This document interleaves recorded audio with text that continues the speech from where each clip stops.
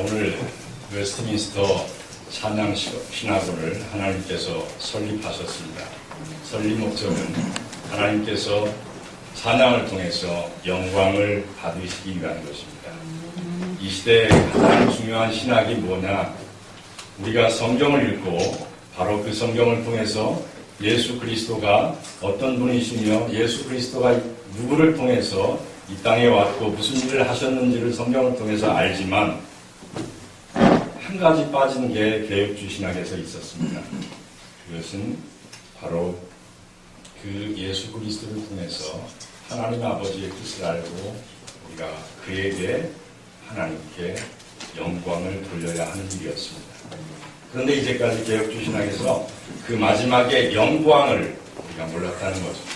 그리고 이제는 그 영광을 돌려드리기 위해서 하나님께서 오늘 웨스트민스터 찬양신학교를 설립한 것을 믿습니다.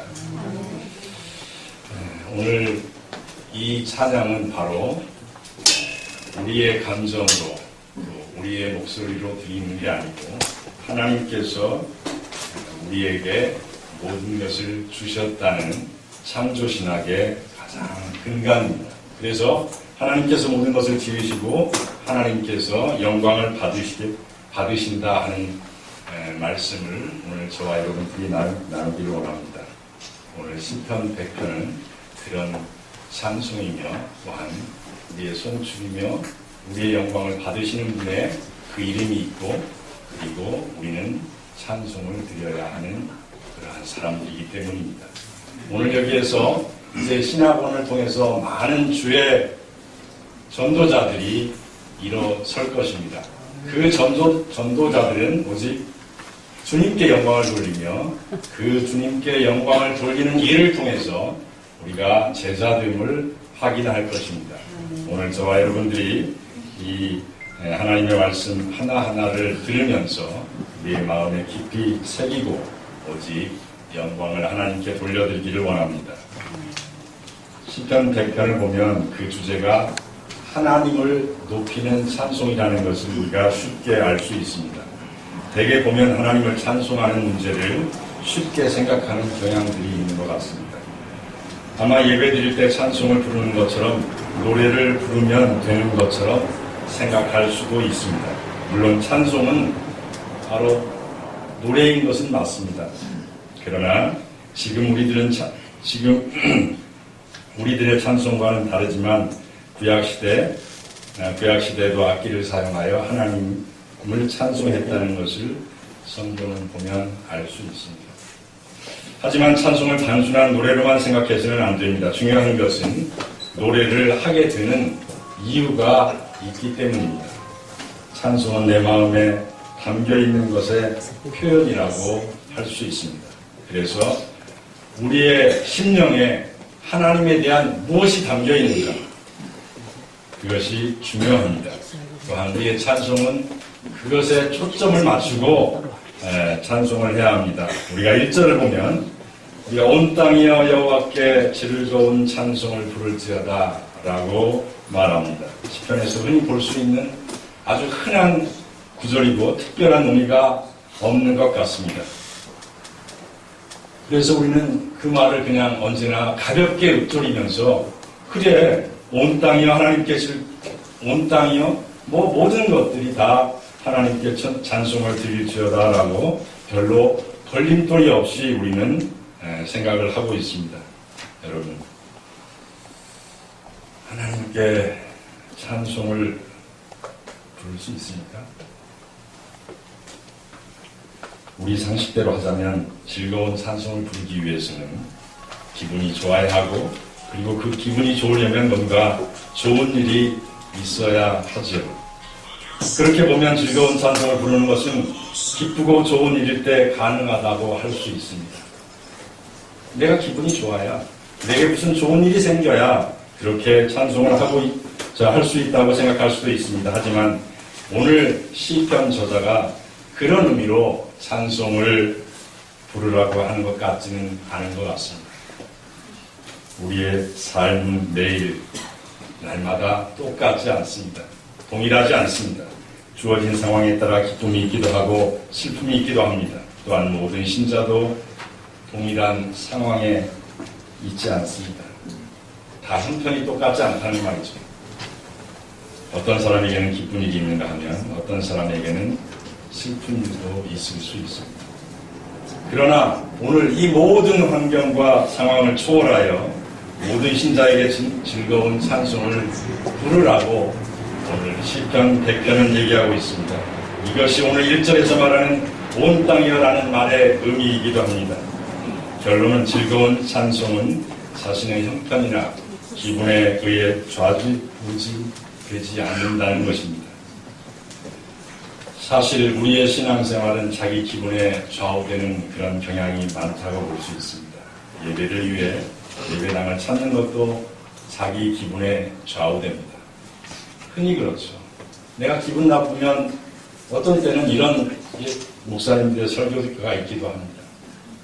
내가 어제 저녁에 사모님과 싸웠더니 설교가 기분이 안 난다는 거예요. 그러면 설교자가 아닙니다. 내 기분에 따라서 내 감정으로 설교대에 올라설 수는 없는 것입니다. 이 강단은 그런 곳이 아니거든요. 바로 하나님의 영광을 위해서 그 말씀을 우리의 입에 두셨기 때문에 그 말씀을 하기 위해서 우리는 설교단에 올라서는 것입니다. 찬양도 그렇습니다. 내 기분이 좋다고 내게 좋은 일이 생겼다고 찬양하는 것이 아니라 언제나 동일하게 내게 좀 나쁜 일이 있어도 내게 좀 슬픔이 있어도 내가 좀 어려워도 우리는 찬양을 하게 되어 있는 것입니다. 그것이 저와 여러분들의 복 중의 복입니다. 신앙은 우리의 기분과 형편을 초월합니다. 그러므로 즐거운 찬송은 신앙에 의해서만 가능하기 때문에 우리가 할 수 있는 문제가 아닌 것입니다. 즐거운 찬송은 무엇을 의미하는 것일까요? 그것은 기쁨에 의한 찬송으로 이해하면 됩니다. 하지만 이 기쁨은 좋은 일에 대한 감정적 반응이 아닙니다. 신자에게 기쁨은 하나님께서 행하신 것이 하나님께서 우리에게 행하신 일이 바로 기쁨인 것입니다. 하나님이 행하신 일들은 우리 모두의 생명과 연관이 있습니다. 생명과 무관한 채 행하시는 하나님의 일은 아무것도 없습니다. 설사 주어진 일이 우리에게 슬프게 하고 아프게 하고 고통스럽게 한다 해도 그 일은 생명과 연관이 있는 것입니다. 이것이 하나님이 행하시는 일입니다. 그래서 신앙은 하나님께서 나에게 어떻게 일하시는가의 문제를 놓고 우리의 마음을 정하는 것이 바로 우리의 신앙입니다.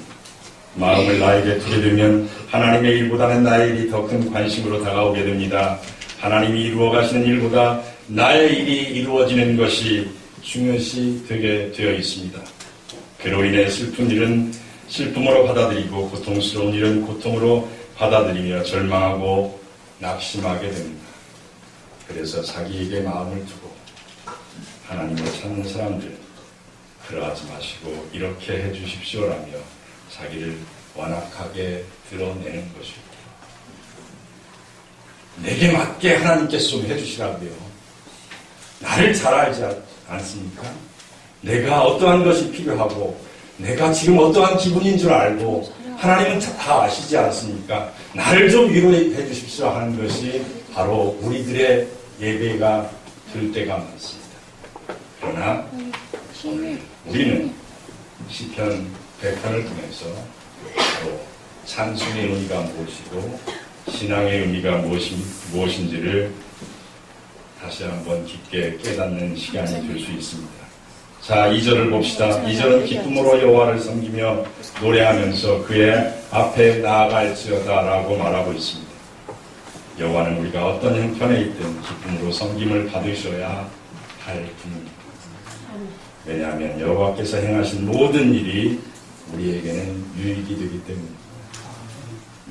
다만 우리가 하나님이 누구신가를 생각하지 않고 사랑과 자비로 행하시는 하나님을 마음에 두지 않기 때문에 기쁨을 상실한 채 살아가는 것이 바로 이 시대의 신앙의 문제인 것입니다. 늘 하나님의 사랑에 의해 살아감에도 불구하고 자신이 처한 형편만을 생각합니다. 이것 때문에 우리가 하나님의 사랑을 놓치게 되는 것입니다. 따라서 기쁨으로 여호와를 섬기며 노래하는 것은 자신의 어떤 형편에 있든 상관없이 하나님의 사랑과 자비하심으로 살아가고 있음을 깨닫게 한다라고 말하고 있습니다. 3절을 봅시다. 여호와가 우리 하나님이신 줄 너희는 알지어다. 그는 우리를 지으시니 또한 우리는 그의 것이니 그의 백성이요 그의 기르시는 양이로다. 신자가 여호와께 즐거운 찬송을 부르고 기쁨으로 여호와를 섬겨야 할 당위성. 왜 그러느냐? 그것은 하나님이 우리를 지으시고 또한 우리가 하나님의 것이라는 사실에 있습니다. 우리가 하나님의 피조물이고 하나님의 소유자라는 사실은 신앙에 있어서 매우 당연하고 또한 중요한 것입니다. 사실 그런데 우리는 그렇게 나아가지 않고 있다는 것입니다.